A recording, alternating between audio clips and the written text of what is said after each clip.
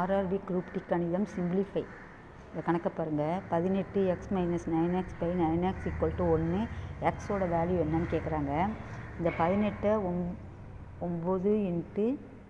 2 18 power of x minus 9x divided by 9x = 1.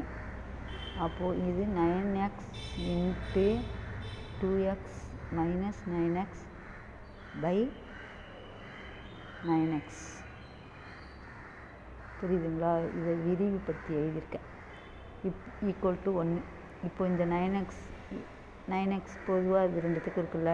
அப்போ 9xை வெளில எடுத்துருங்க. 9x 1 ×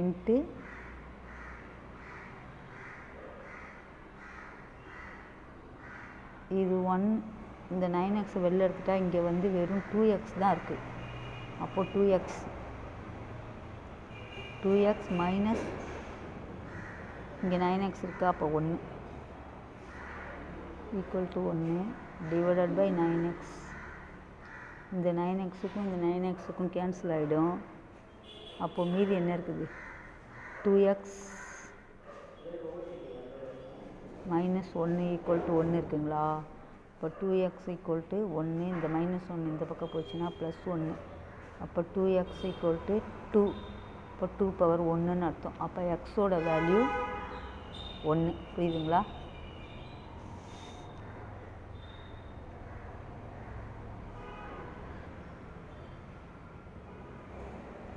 அடுத்த கணக்கு பாருங்கள். √17x 17² - 15² என்ன வேல்யூன்னு கேட்குறாங்க. இது என்ன ஃபார்முலாவில் இருக்குன்னா a² - b² = a + b a - b. இந்த ஃபார்முலாவில் தான் இருக்குது. அப்போது 17 + 15 17 - 15 ரூட். இப்போ 17 15 கூட்டினீங்கனாக்க 32. இதை கழிச்சிங்கன்னா 2 32 × 2 ரூட். இது ரெண்டுத்தையும் பெருக்குனிங்கனாக்க 64 ரூட். ரூட் 64க்கு வேல்யூ 8. 8 தான் இதுக்கு ஆன்சர்.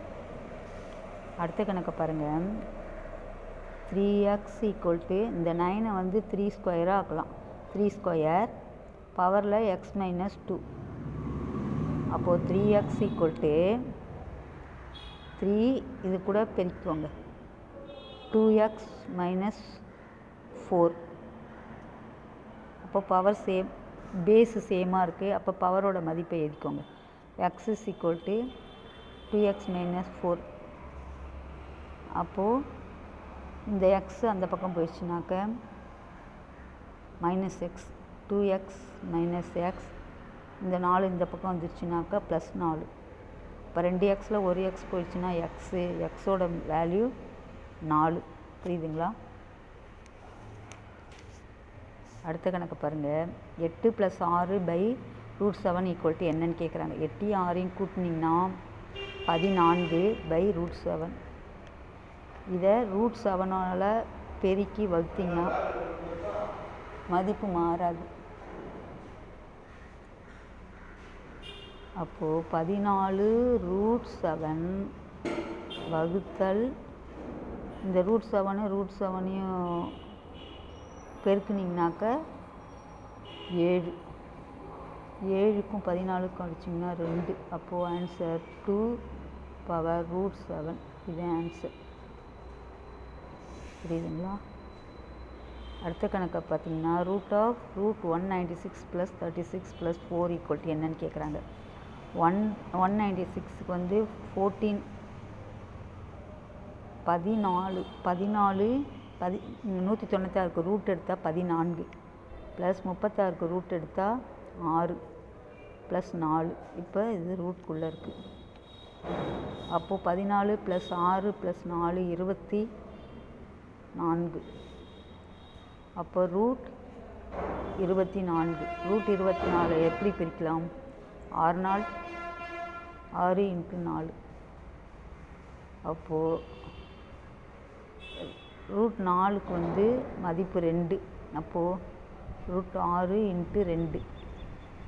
அப்போது இதுக்கு ஆன்சர் 2√6. இது ஆன்சர். புரியுதுங்களா? அடுத்தது பார்த்திங்கன்னா 6 + 6 + 6 மூணுத்தையும் கூட்டினீங்கன்னா 18. 18/√3. இப்போது இதை √3ஆல் மல்டிப்ளை பண்ணி √3ஆல் வகுத்திங்கன்னா என்ன வரும்? 18√3. இதுக்கு வந்து 3. 3ஆல் இதை கேன்சல் பண்ணிங்கன்னா 6. இப்போ ஆன்சர் 6√3. புரியுதுங்களா? அடுத்த கணக்கை பாருங்கள். 3x + 3x = 162. x = என்னன்னு கேட்குறாங்க. அப்போது 3x வெளியில் எடுத்துட்டிங்கன்னா 1 + 1 = 162. 3x = 2 = 162. அப்போது 3x = 162 2ஆல் வகுத்தா என்ன வரும்? 3x = 4 1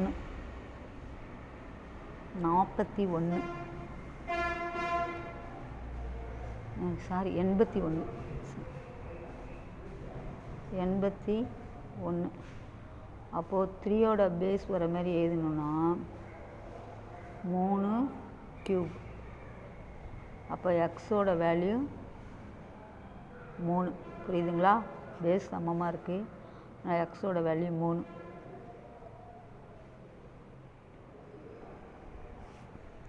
அடுத்த கணக்கை பாருங்கள். 5x + 5x = 250 இருக்குங்களா? அப்போ 5xை வெளில எடுத்திங்கன்னா 1 + 1 = 250. அப்போது 5x × 2 = 250. அப்போது 5x = 250/2. அப்போது இதை கேன்சல் பண்ணிங்கன்னா என்ன வரும்? 5x = 125. 125 5 மடங்காக எழுதுனாக்க 5^3. இப்போ பேஸ் சமமாக இருக்குது. அப்போ எக்ஸோட வேல்யூ 3.